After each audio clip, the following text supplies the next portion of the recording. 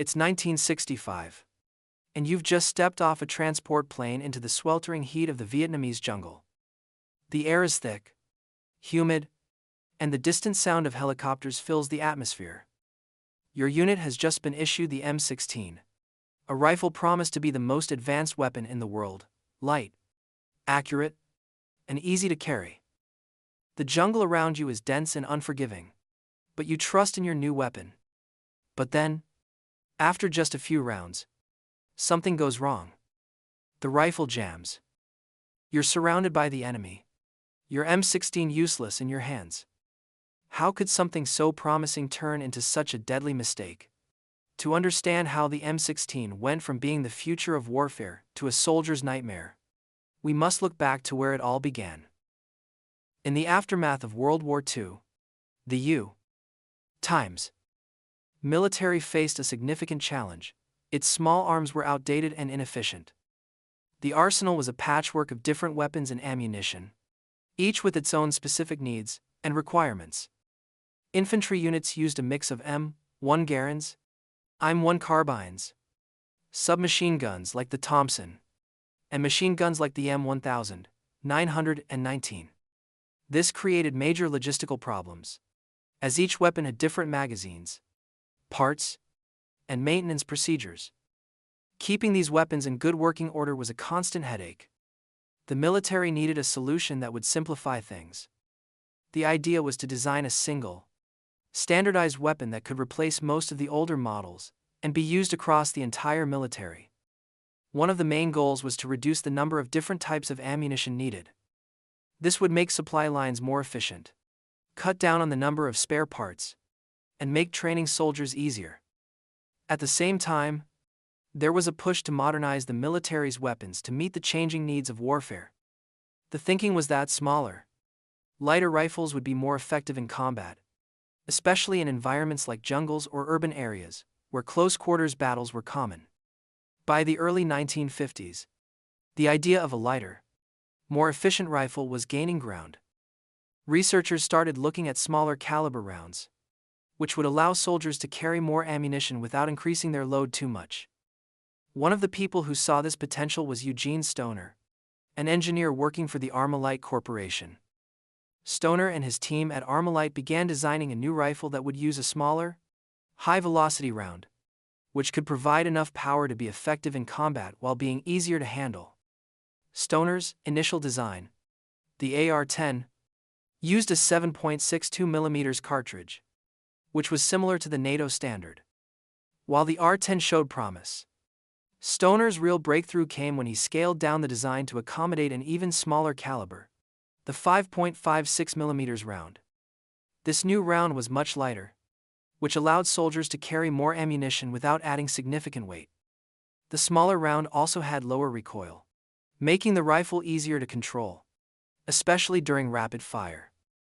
The AR-15 was born out of this smaller, lighter design. The rifle had an aluminum receiver, which made it much lighter than the wood and steel rifles that had been standard for decades. It also featured synthetic furniture, such as a plastic stock, which made it more resistant to the elements, particularly humidity. This was a big advantage, especially for soldiers fighting in the tropical climate of Southeast Asia. The rifle also had a new gas-operated mechanism that made it more efficient and reliable. When the AR-15 was tested, it quickly became clear that it had the potential to revolutionize infantry combat. The rifle was lighter, more accurate, and easier to maintain than anything that had come before it.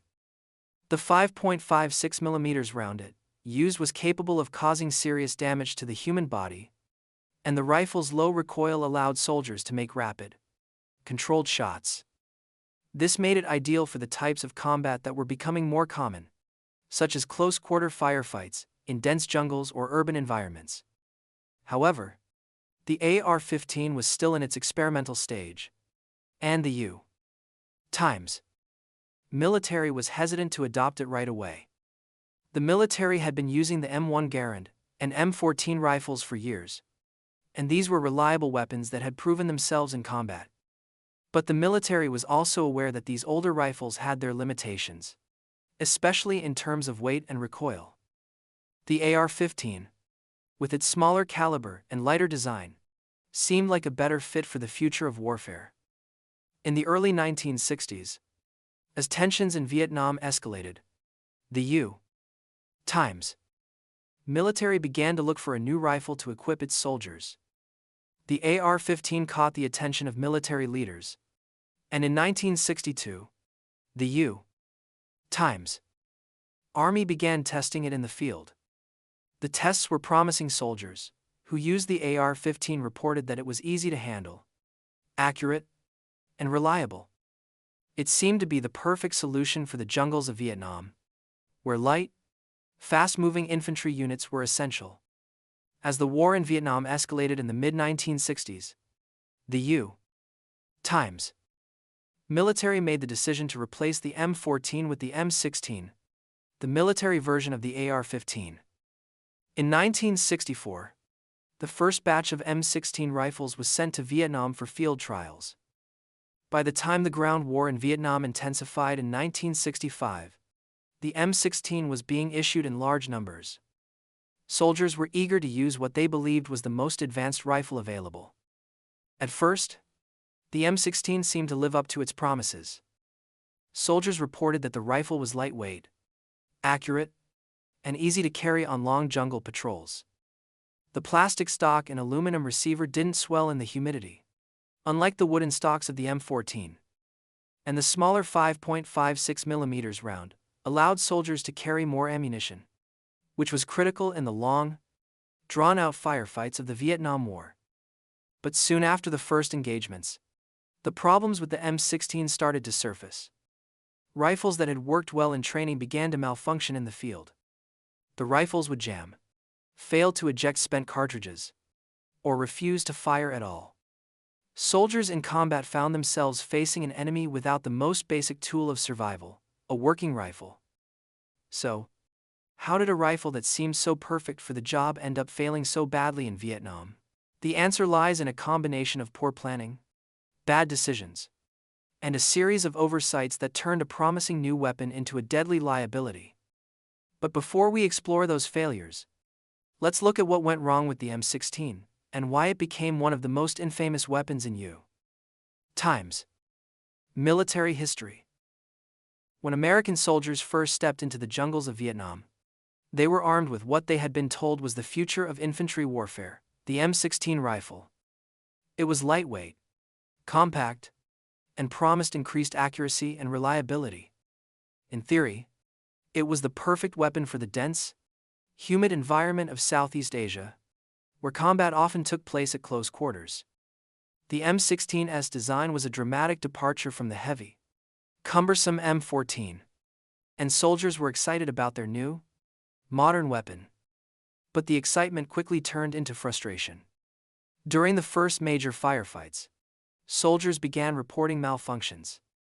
The rifles, which had functioned so well in controlled tests, began to jam in combat. Some soldiers, caught in the heat of battle, found that after just a few rounds, their M16s refused to fire, leaving them vulnerable to enemy fire. The failures were not isolated incidents. In some units, entire squads faced catastrophic malfunctions, rendering their M16s useless in the middle of a fight. It wasn't long before these malfunctions became a serious problem. In some cases, soldiers were found dead beside their disassembled rifles, trying desperately to clear a jam in the heat of battle. These reports sent shockwaves through the military. How could a rifle, which had been so well received in early trials, suddenly become a deadly liability? What had gone wrong? The truth was that the M16's issues were not the result of poor training or misuse, as some in the military had initially claimed. The problems were much deeper, stemming from a series of critical oversights and cost-cutting measures that turned a promising weapon into a weapon that soldiers couldn't trust. One of the most significant factors contributing to the M16's failures was the ammunition it used. The M16 was designed to fire the 5.56 mm round, a smaller caliber compared to the M1 Garand's .30 caliber and the M14's 7.62 mm. The idea behind the smaller round was that it would allow soldiers to carry more ammunition without increasing their load. In theory, This was a great idea, especially for jungle warfare, where engagements tended to be close range and rapid fire. However, during the rifle's development and testing phases, the powder used in the 5.56mm ammunition was carefully selected to ensure the M16 functioned smoothly. But when the M16 was put into mass production, the Army made a significant change without proper testing. To cut costs, the Army switched to a cheaper type of gunpowder, WC 846, which had different burn rates and characteristics compared to the original powder.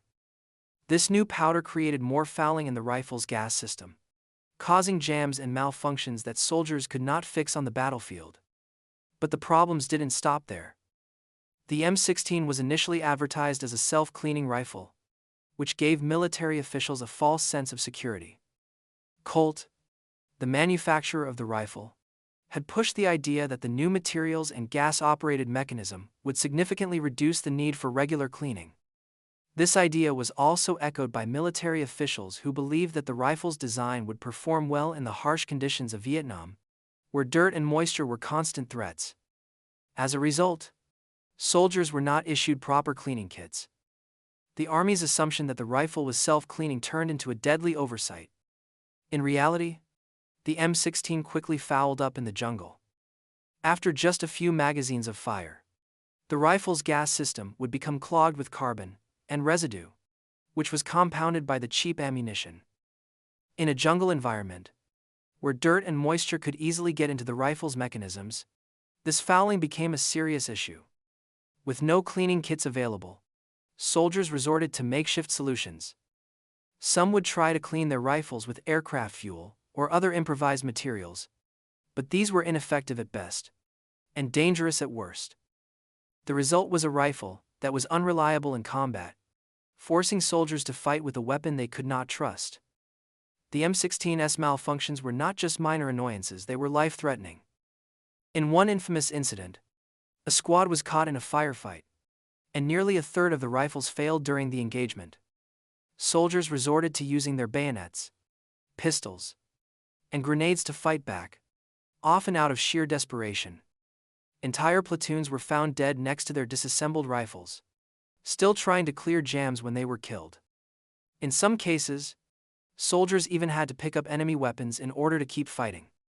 At first, the Army tried to downplay the issue. They suggested that the problems were caused by improper maintenance or faulty ammunition. Some soldiers were even blamed for failing to properly clean their rifles, despite not being given the proper tools or training. But as the reports of malfunctions continued to flood in, it became clear that something was seriously wrong. The Army could no longer ignore the problem. The failure of the M16 became a crisis that could not be hidden. Stories of soldiers dying because of jammed rifles reached the American public.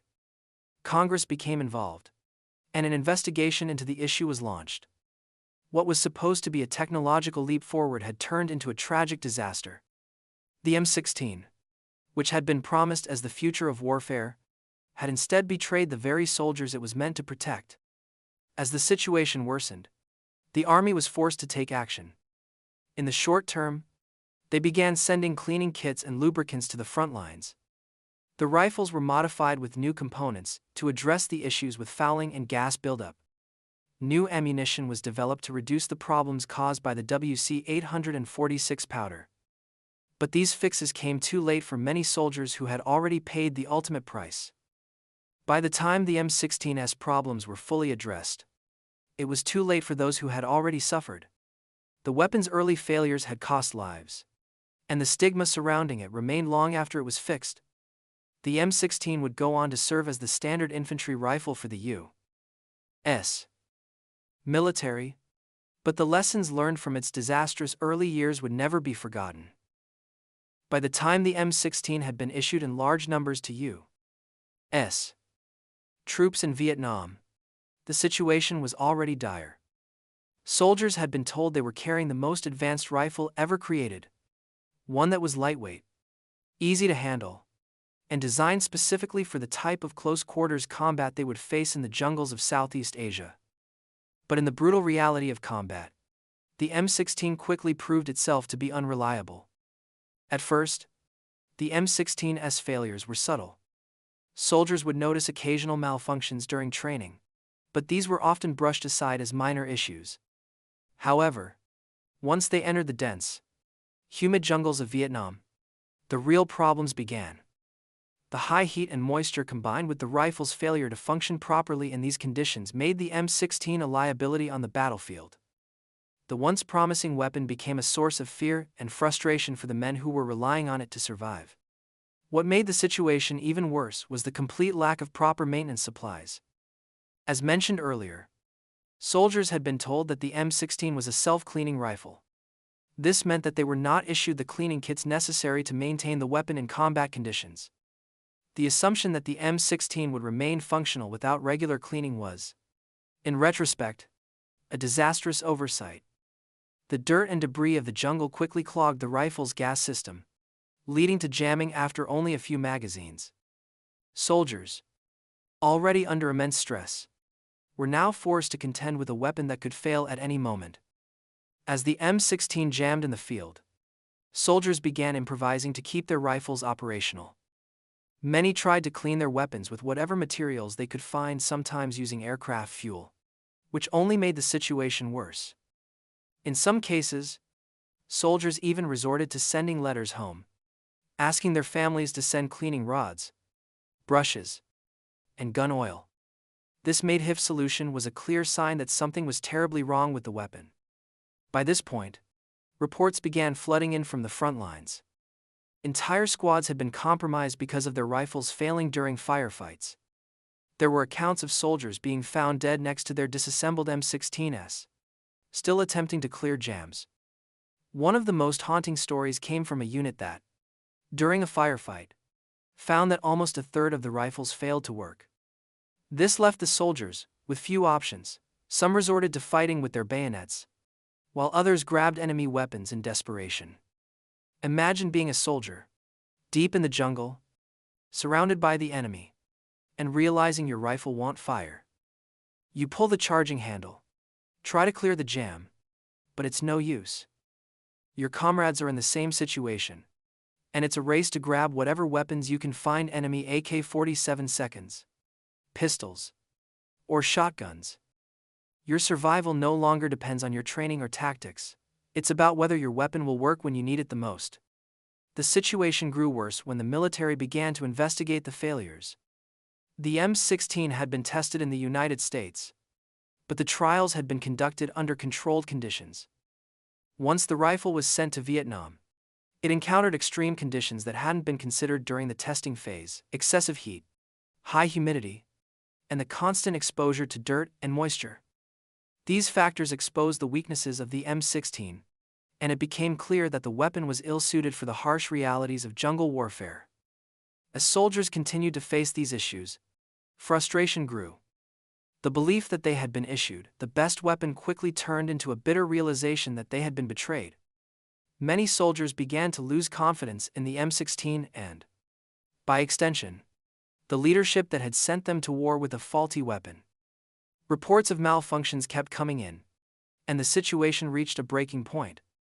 At this stage, the weapon that was supposed to give them an edge in combat was only causing more problems. But the military was slow to act. For months, the army downplayed the severity of the situation, blaming the soldiers for not maintaining their weapons properly.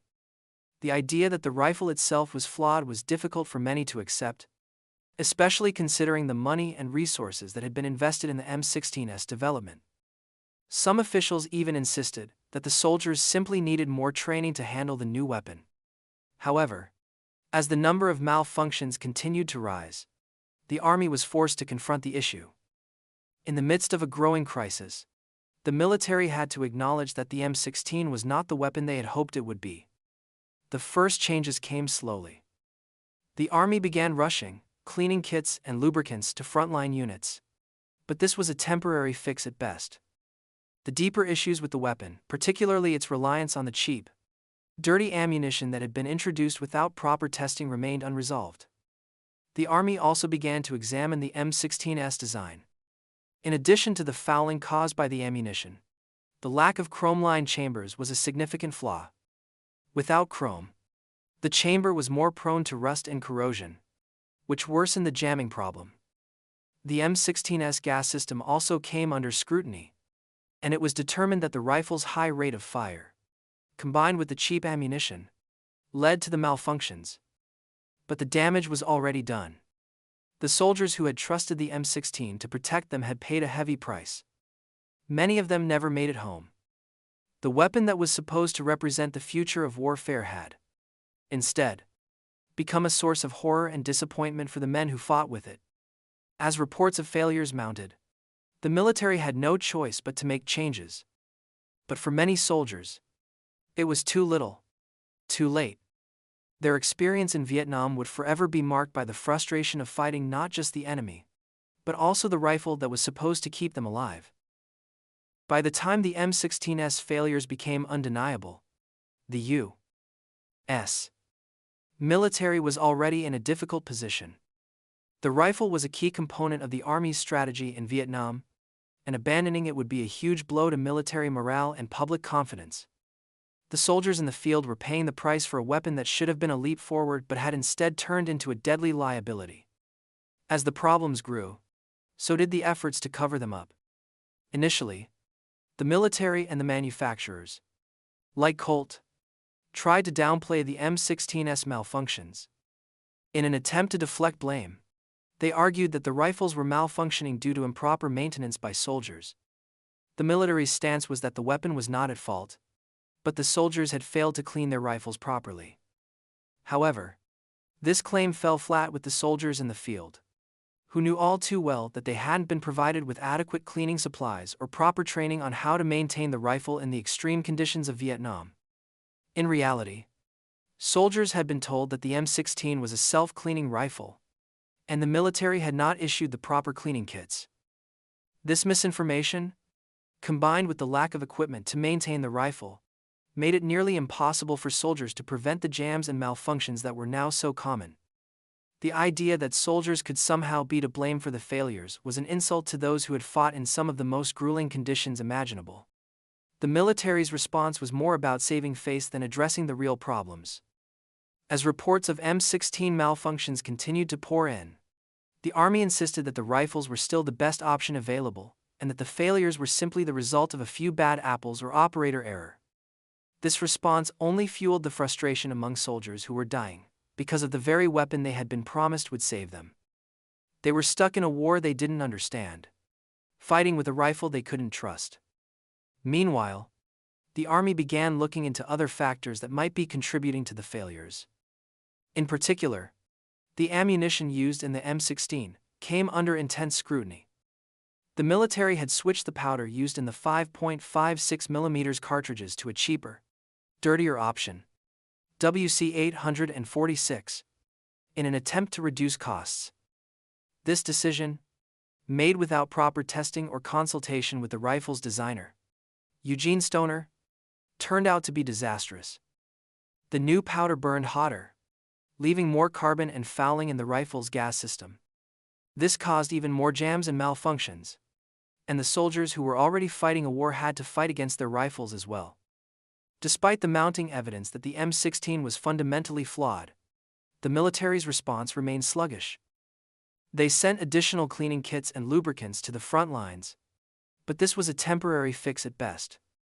The deeper issues with the ammunition and the rifle's design were left unresolved. Soldiers were still being sent into battle with rifles that could fail at any moment, and no one in the chain of command seemed willing to take responsibility for the disaster that was unfolding. In the face of increasing public pressure and stories of soldiers dying due to their rifles' malfunctions, the Army was forced to take action. By late 1966, an official review of the M16 was underway. The investigation revealed the depth of the problems: dirty ammunition, lack of proper maintenance, and poor design decisions. Despite the urgency of the situation, no one was held accountable for the mistakes that led to the M16's disastrous performance in Vietnam. The blame was quietly shifted to the soldiers who had been left to fight with an unreliable weapon. While the military worked to address the issues with the M16, many soldiers on the front lines continued to struggle with their malfunctioning rifles. The sight of a soldier desperately trying to clear a jam under fire became all too common. The fact that the M16 had failed them at the most critical moments was a bitter pill to swallow. The trust that soldiers had placed in their weapons was shattered, and many began to rely more on hand grenades, pistols, and enemy weapons, anything to stay alive. By now, the military could no longer ignore the fact that the M16 had failed in its primary mission, to be a reliable and effective weapon for the American soldier. But it was too late for many. The damage had been done. The soldiers who had fought with the faulty rifles had paid the price with their lives. And the families back home, who had sent their sons off to war, believing in the promise of the M16, were left to mourn the loss of those who had been betrayed by the very weapon they were given to defend themselves. As the situation worsened, the military began to make changes to the M16. The first modifications included improvements to the rifle's gas system, changes to the ammunition to reduce fouling, and the addition of a forward assist feature that allowed soldiers to force the bolt into battery if it wasn't fully seated. These fixes were slowly implemented, but by the time they were fully in place, too many soldiers had already lost their lives. It wasn't until the introduction of the M16A1 in 1967 that the rifle was finally made reliable enough to meet the demands of combat. The chamber was chromed to prevent rust and corrosion. The gas system was modified to prevent fouling, and the ammunition was reformulated. These changes addressed the fundamental flaws that had plagued the rifle since its introduction. The M16A1 proved to be much more reliable, but for many soldiers who had already suffered from its predecessors' failures, it was too little, too late. As the M16's disastrous performance in Vietnam continued to make headlines, pressure from both soldiers and the public began to mount. The once proud rifle, which had been marketed as the future of infantry combat, had instead become a symbol of failure. It was clear to anyone who had fought with it that the M16 was not the weapon they had been promised. In fact, its widespread malfunctioning led to one of the most embarrassing chapters in modern military history. While the Army initially tried to deflect blame by claiming soldier error or lack of proper maintenance, the mounting evidence pointed to something much more troubling.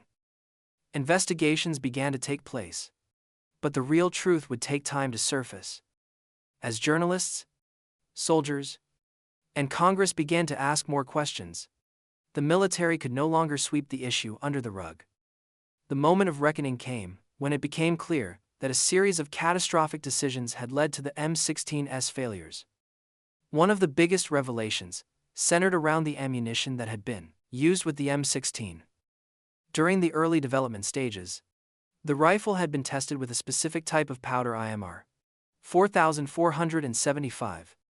This powder was chosen because it burned at a controlled rate, creating the right gas pressures for the M16's gas-operated mechanism. It also left minimal fouling, which meant the rifle could perform reliably with less maintenance.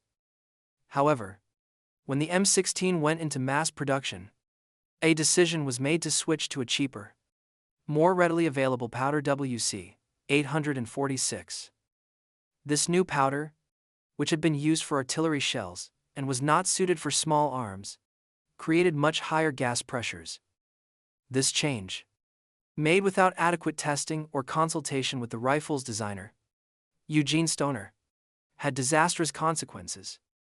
The hotter burning powder generated more fouling in the gas system, which quickly clogged the rifle and caused malfunctions. What made the situation even worse was that the military had failed to conduct proper compatibility tests before adopting the new powder. The result was that soldiers were sent into the jungles of Vietnam with a weapon that was fundamentally mismatched with the ammunition it was supposed to fire. The rifle's gas system, which had been carefully tuned for the original powder, was now overwhelmed by the increased pressure, leading to frequent jams and failures. The lack of oversight didn't stop there. As investigations continued, it was revealed that the military had known about the issues with the ammunition but had taken no action to fix them. Instead of addressing the powder problem or delaying production to make necessary adjustments, the Army continued to push forward, hoping the issue would resolve itself. The cost-cutting decision to use cheaper powder and the military's negligence in testing its effects had led to a disaster that would cost soldiers their lives. But the ammunition was not the only issue. Another major factor contributing to the M16's failures was the rifle's design, particularly its chamber. The chambers of early M16 rifles were not chrome-lined, which made them vulnerable to rust and corrosion. In the hot, humid conditions of Vietnam, this was a recipe for disaster. As soldiers used their rifles in the field, they quickly became exposed to moisture, dirt, and the elements, which caused the chambers to corrode. This corrosion made it even harder for the rifle to function, as spent cartridge cases would stick in the chamber, further exacerbating the jamming problem. The M16's gas system also became a major point of contention. The rifle was designed with a direct impingement system, which used the gas from the fired round to push the bolt carrier back and cycle the rifle. While this system was effective in theory, it required the rifle to operate with extremely low tolerances. The fouling caused by the cheap ammunition and the lack of proper cleaning kits quickly built up in the rifle's gas system, causing it to fail. Soldiers were left with no way to clear these malfunctions in the field. They had been promised a self-cleaning rifle, but instead, they were stuck with a weapon that could barely fire a few rounds without jamming. As the truth about the M16's failures continued to come to light, the military's attempts to cover up the issue became increasingly difficult to defend. Congressional hearings were held, and journalists began reporting extensively on the disaster. Public outcry grew as more and more soldiers came forward with their stories of malfunctioning rifles, many of which ended with tragic consequences. The investigation into the M16's failure uncovered a web of negligence and bad decisions, but no one was held accountable. There were no criminal charges, no official resignations, and no real consequences for those responsible for the M16 disaster. The military, despite its failures, was allowed to continue operating without facing the full repercussions of its actions. The soldiers who had paid the price for these mistakes would never see justice for their suffering. In the end, the M16 was slowly modified to address the issues that had plagued it in Vietnam. The rifle's chamber was chrome-lined to prevent rust and corrosion. The gas system was re-engineered to handle the fouling from the new ammunition, and the powder used in the 5.56 mm cartridges was reformulated to reduce the buildup of carbon. The M16A1, introduced in 1967, was a more reliable version of the original rifle, and it eventually became the standard issue weapon for U.S. troops in Vietnam. But for the soldiers who had already fought with the M16, the damage was done. The early failures of the rifle had cost lives, and the lessons learned from those mistakes were hard-won. The M16 would go on to serve as the U.S. military's standard rifle for decades, evolving into the M4 carbine. But the dark truth of its early years would never be forgotten. By the time the M16 had finally been modified and made reliable enough for widespread use, the damage was already done. The rifle had failed its first test in Vietnam, and the soldiers who had trusted it had paid with their lives. The M16's early years would forever be marked by the frustration and betrayal that so many men felt when they discovered that the weapon they had been told would save them had, instead, put them in danger. But despite its catastrophic early failures, the M16 eventually earned its place in military history. Once the major issues were addressed, the rifle became a standard issue weapon for U.S. troops in Vietnam. The M16A1, introduced in 1967, incorporated a number of improvements, including a chrome-lined chamber to prevent rust and fouling, redesigned gas system components to handle the buildup of carbon, and more reliable ammunition. These changes significantly improved the rifle's reliability, and by the late 1960s, the M16 had become the backbone of the U.S. military's infantry forces. As the M16's design matured, so did its reputation. The introduction of the M16A2 in the 1980s brought further refinements, such as a heavier barrel, a new adjustable rear sight, and a more rugged design. The M16A2 became the standard rifle for U.S. troops during the Gulf War in 1991 and continued to serve throughout the conflicts of the late 20th and early 21st centuries. By this time, the M16 had become synonymous with the American military's standard infantry rifle, and its design was further adapted into the M4 carbine, which is still in service today. While the M16's legacy may be one of eventual success, it is also one of lessons learned the hard way.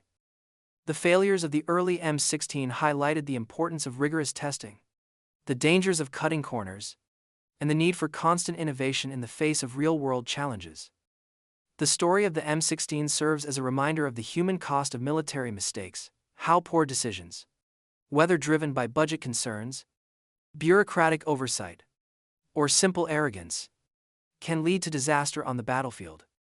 In the years following the Vietnam War, the M16's reputation would be forever linked to the mistakes made during its early deployment. But for the soldiers who survived, and the families who lost loved ones, the M16 was a symbol of betrayal and sacrifice. The hope and optimism that had accompanied the rifle's introduction were shattered by the harsh realities of war. For many veterans, the M16 would always be a reminder of the tragedy they endured. Yet, despite this, the M16's impact on the U.S. military was undeniable. It introduced a new era of rifle design, emphasizing lighter weight, higher accuracy, and greater ammunition capacity. The lessons learned from its failures led to innovations that would shape future generations of military firearms. The M16's legacy is not just one of failure, but of eventual triumph. It helped pave the way for the modern standard of infantry rifles. From the M4 carbine to the weapons used by soldiers today, the M16 also played a crucial role in shifting military thinking. It reinforced the importance of versatility and adaptability in military weaponry, especially as warfare began to shift toward more dynamic, rapid-response combat environments. The rifle's development and subsequent evolution set the stage for future advances in military small arms, marking the beginning of a new era in infantry weaponry. But even as the M16 evolved into the M4, and as newer weapons continue to be developed, the memory of its early failures remains an essential part of military history. The M16's early struggles remind us of the importance of design, testing, and most crucially accountability. For all its eventual success, the M16's early years were marked by a catastrophic series of decisions that forever shaped the history of American military arms. The legacy of the M16 is not just one of a rifle that served for decades, but one of the lessons it imparted. The importance of testing, the cost of cost-cutting, and the need for accountability all resonate through the history of the M16's development. The rifle was ultimately redeemed through the lessons learned in Vietnam, but the stories of the soldiers who had to pay the price for those lessons would never be forgotten. In the end, the M16's legacy is a testament to both the strength of innovation and the consequences of failure. It remains one of the longest-serving rifles in U.S. military history, evolving into the M4 carbine, which continues to serve in modern conflicts. But for those who fought with the early M16, the lessons of Vietnam live on, not just in the rifles that followed, but in the memory of those who lost their lives because of a weapon that was supposed to protect them.